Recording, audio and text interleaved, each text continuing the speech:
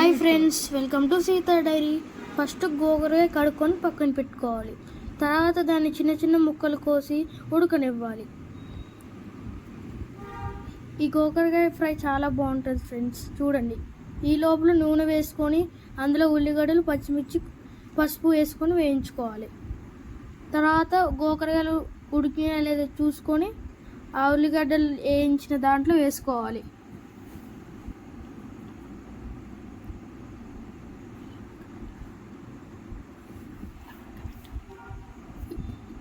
చూసుకొని తర్వాత నీళ్ళు వడగట్టుకొని మనం ఉల్లిగడ్డల తాలింపులు వేసుకోవాలి. వేసుకున్న తర్వాత దాంట్లో కొంచెం కారం, ఉప్పు వేసుకొని కలుపుకోవాలి.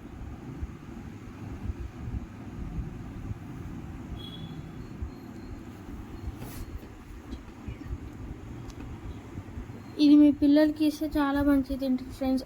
అది కాకుండా లైక్, కామెంట్ చేయండి ఫ్రెండ్స్. ప్లీజ్ సబ్స్క్రైబ్ కూడా.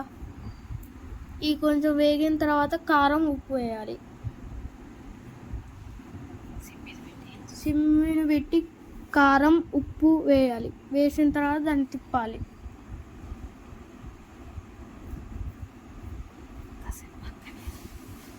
వేసిన తర్వాత తిప్పి కొద్దిసేపు మగ్గనివ్వాలి సిమ్లో.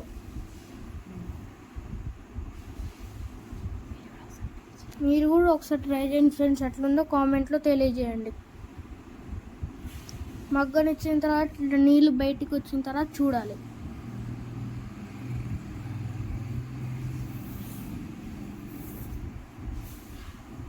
మగ్గిన తర్వాత కొంచెం కారం వేసుకోవాలి.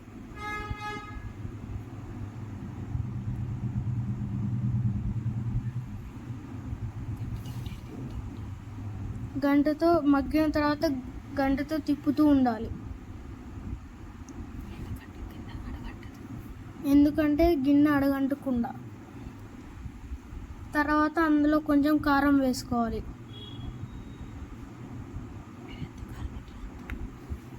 మీరు ఎంత కారం తింటారో అంత వేసుకోవాలి ఫ్రెండ్స్. ఎక్కువ అంటే ఎక్కువ వేసుకోవచ్చు, తక్కువ అంటే తక్కువ వేసుకోవచ్చు. కారం వేసి దాన్ని తిప్పాలి. మంచిగా కలిసేటట్టు తిప్పాలి. తర్వాత మన గోకరకాయ ఫ్రై రెడీ.